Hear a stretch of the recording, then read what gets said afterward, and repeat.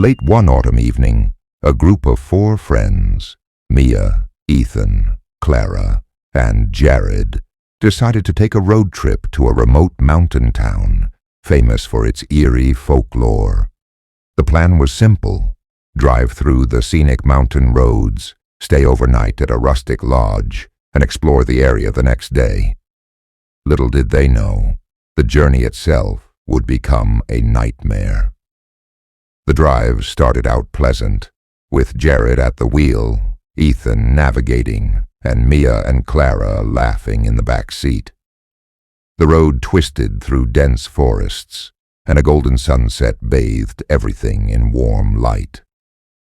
As the group climbed higher into the mountains, their GPS signal faltered and the road signs became scarce. Jared joked, "Guess this is where the ghosts come out," but his laughter was met with nervous silence. Suddenly, the car hit a pothole, and a sharp thunk followed. Jared pulled over to inspect the damage. The rear tire was shredded.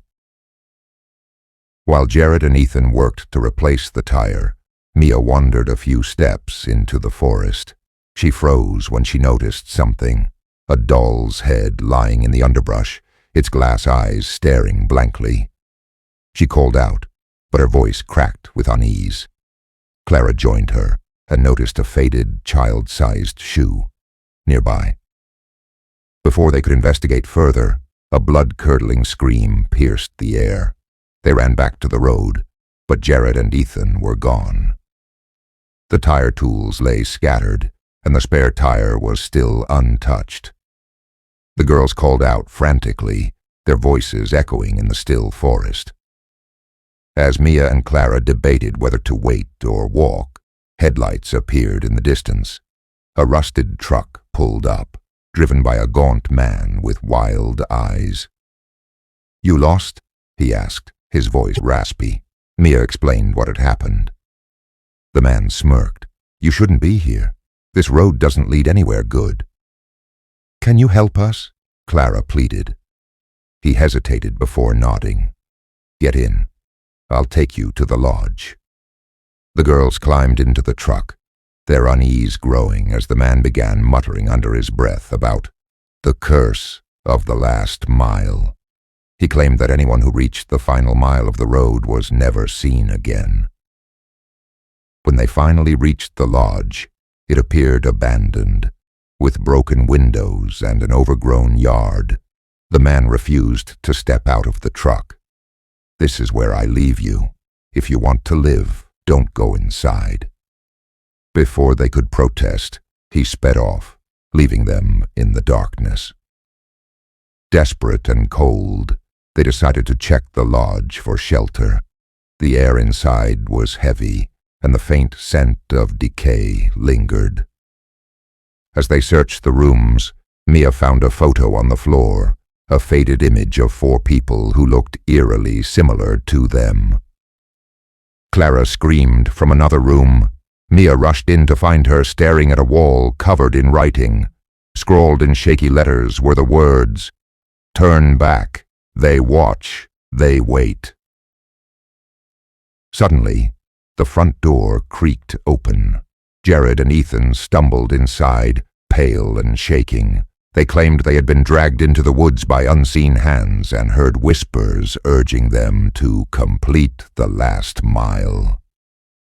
The group decided to leave immediately, but when they stepped outside, their car was gone. The only option was to follow the road on foot. As they walked, the forest seemed to close in around them. The trees became denser, their branches clawing at the group like skeletal hands. The air grew colder, and the road underfoot turned from asphalt to dirt. Ethan suddenly stopped. "Do you hear that?" A faint sound of laughter echoed through the trees, childlike and chilling. Clara pointed ahead. A figure stood in the distance, barely visible in the fog. The group hesitated, but the figure began walking toward them. As it neared, they saw it was a child, holding the same doll's head Mia had found earlier. "Turn back. the child whispered before vanishing into the mist. Panic set in, and the group started running. But the road stretched endlessly. No matter how far they went, they couldn't escape. Ethan tripped, and when the others turned to help, they saw something horrifying. A dark, shadowy figure loomed behind him, its elongated arms reaching out. The group screamed as Ethan was dragged into the darkness. His cries faded, leaving an eerie silence. Realizing the road was a trap, Mia remembered the man's warning. Don't complete the last mile. She stopped in her tracks. We have to go back. But Jared and Clara were too terrified to listen. They kept running until they disappeared into the fog. Mia turned and walked back the way they had come, her heart pounding. The forest seemed to part for her, and after what felt like hours, she stumbled onto the original paved road. A car's headlights blinded her, and she waved frantically. It was the same rusted truck. The man rolled down his window. "You're lucky. Most don't make it back." Mia sobbed as she climbed into the truck. "What happened to my friends?" "They belong to the road now," he said grimly. "You're the first I've seen escape in years." Back in her hometown, Mia tried to report what happened, but no one believed her. When she returned to the area with authorities, the road was gone. All that remained was a single sign: "Beware the last mile." It was supposed to be a routine drive. Alex, Sam, and Beth were heading to a small town 3 states over for a wedding. The 3 friends had been on the road for hours, cracking jokes and blasting music. When their gas gauge dipped dangerously close to empty, they decided to stop at the first station they saw. That's when they found the Hollow Point gas station. The gas station looked like it hadn't been updated in decades. A flickering neon sign buzzed above the pumps, and an old man in overalls sat behind the counter inside, watching a black and white TV. Sam, the driver, pulled up to the pump. "Weird vibe, huh?" he said, glancing at the grimy windows. Beth laughed nervously. "It's just old. Let's fill up and go." Alex stepped out to pump the gas, but the nozzle didn't work. "Hey," he called to the man inside. "Pump's not working." The old man shuffled out, squinting at them. "Pump's broken, but I got gas in the back," he said, pointing to a rickety shed. "You can fill a can there." The friends exchanged uneasy glances, but agreed. Sam and Alex followed the man to the shed while Beth stayed in the car. Inside the shed, the old man handed them a rusty gas can. As Alex filled it, he noticed something strange: deep claw marks on the walls of the shed. What made these?" Alex asked, his voice shaky. The old man grinned. "Coyotes, big ones, come out after dark." The answer didn't sit right with either of them, but they hurried back to the car. As they poured the gas into the tank, Beth rolled down her window. "Guys, there's something weird on the receipt." Sam grabbed the slip and read it aloud. "One way out." "What does that even mean?" Alex asked. Before anyone could answer, the old man was suddenly at the driver's side window. "You better get moving," he said. "Road's tricky after sunset." Creeped out, the trio left the station, but something was off. The road stretched endlessly into the horizon, surrounded by barren desert on both sides. No matter how far they drove, the scenery didn't change. After an hour of driving, they spotted something in the distance, another gas station. "That's impossible," Beth whispered. As they got closer, their hearts sank. It was the Hollow Point gas station. "We must have taken a wrong turn," Sam muttered, turning the car around. But 10 minutes later, they saw the same station again. Frustrated and running out of options, they decided to stop and confront the old man.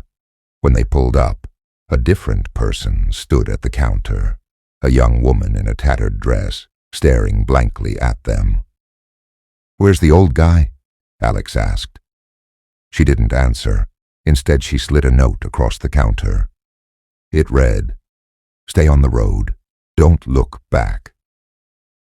"What does that mean?" Beth demanded, but the woman just pointed to the car. As they left, Sam glanced in the rearview mirror. The woman was still standing at the window, staring at them. Driving again, they realized the sun had set unnaturally fast. The world outside was pitch black, and the only light came from their headlights. Suddenly, something darted across the road. Sam slammed on the brakes, but when they looked, nothing was there. "Did you see that?" Alex asked, his voice trembling. Before anyone could respond, the car stalled. The engine refused to start, and a strange scratching noise came from outside. Beth screamed as a dark humanoid figure emerged from the shadows, its limbs unnaturally long. It pressed its face to the window, its hollow eyes staring straight at her. "Drive, Sam!" she shrieked. The car roared to life, and they sped off, the figure disappearing into the darkness. As they drove, they realized the road was no longer paved. It had turned into a cracked, uneven dirt path. The car jolted violently as the headlights flickered. The scratching noise returned, this time louder, as if something was on the roof. "Don't stop," Alex whispered. The roof caved slightly, and Beth screamed as a skeletal hand punched through the sunroof, clawing at the air. Sam swerved, sending the creature flying into the desert.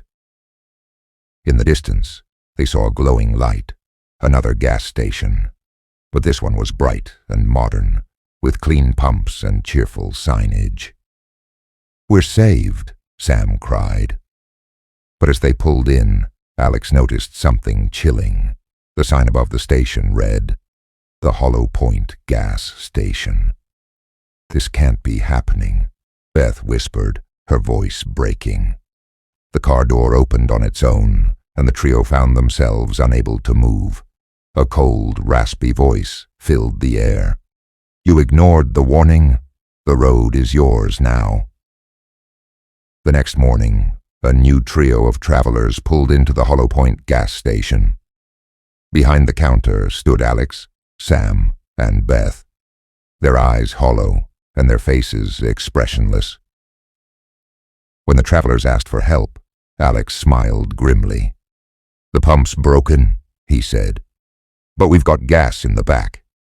The car door opened on its own, and the trio found themselves unable to move. A cold, raspy voice filled the air. "You ignored the warning. The road is yours now." The next morning, a new trio of travelers pulled into the Hollow Point gas station. Behind the counter stood Alex, Sam, and Beth, their eyes hollow and their faces expressionless. When the travelers asked for help, Alex smiled grimly. "The pump's broken," he said, "but we've got gas in the back." Mike and Lily were newlyweds on a cross-country road trip for their honeymoon. They planned to take the scenic route, avoiding highways in favor of winding back roads and picturesque small towns. The drive was idyllic until they reached the desolate stretch of Route 54. The road seemed endless, cutting through barren landscapes with no signs of life. As dusk fell, the warm glow of their excitement began to wane. "We should have seen a town by now," Lily said, checking the map on her phone. But the GPS had stopped working hours ago. "I'll drive until we find a motel," Mike reassured her. They didn't notice the black car following them until it was too late. The sun dipped below the horizon, and darkness cloaked the empty road. Lily was the first to spot the car, its headlights flashing erratically behind them. "Do you think they're trying to get our attention?" she asked nervously. Mike slowed down, letting the car pass, but it didn't. Instead, it veered into the oncoming lane and pulled up beside them. Through the passenger window, they saw a man dressed in a tattered suit, his face pale and emotionless. He rolled down his window and motioned for them to stop. Mike hesitated, but Lily shook her head. "No, keep going." When Mike hit the gas, the man's car screeched to a halt, and he disappeared into the night. An hour later, they found a lone gas station, a beacon of hope in the middle of nowhere. The lights flickered as Mike filled the tank, while Lily went inside to grab snacks. The cashier, a gaunt man with hollow eyes, barely acknowledged her, but when she placed her items on the counter, he spoke in a low, shaky voice. "You shouldn't be out here." "Excuse me?" Lily asked, confused. He glanced outside. "The road isn't safe after dark. He'll find you." "Who?" Before the cashier could answer, the lights inside the station flickered, and a deep, rumbling noise echoed outside. The cashier froze, his face draining of color. "Leave, now." Shaken, Lily rushed back to the car, urging Mike to drive. As they sped down the road, they realized the gas station lights had gone out completely. A few miles later, the black car appeared again, its headlights blinding in their rearview mirror. "Why won't they leave us alone?" Lily cried.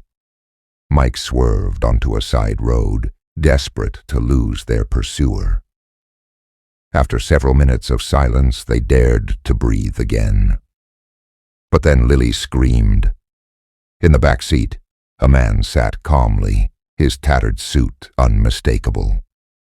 "Pull over," the man said in a voice that chilled their blood.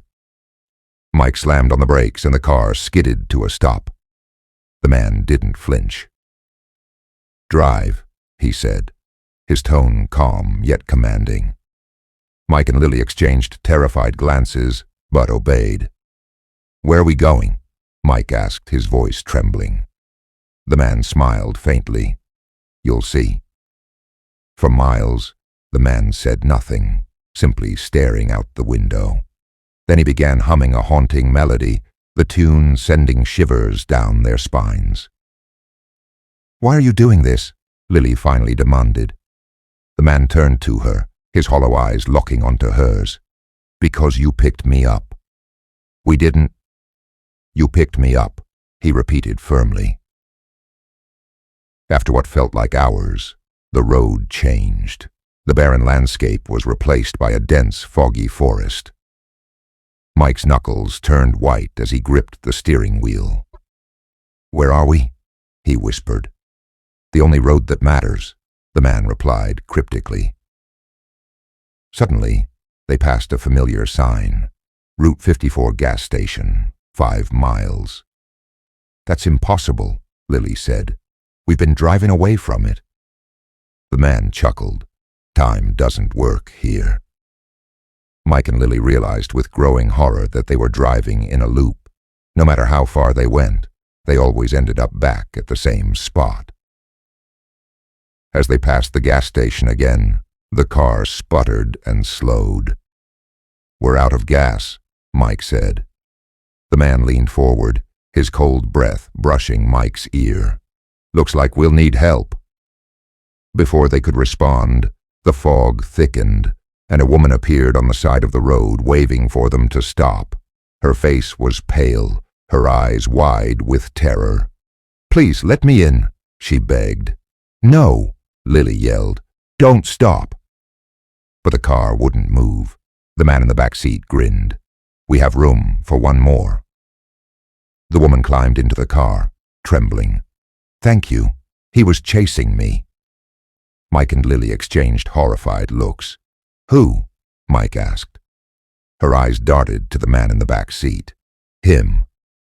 the car filled with an oppressive silence. "I didn't chase you," the man said with a smirk. "You were already mine." Before their eyes, the woman's face began to twist. Her features melting into a grotesque mask, she turned to them, her mouth stretching unnaturally wide.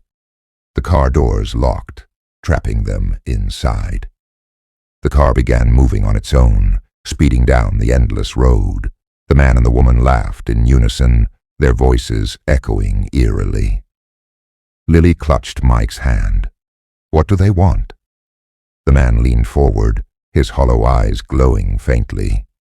"You're part of the road now, just like us."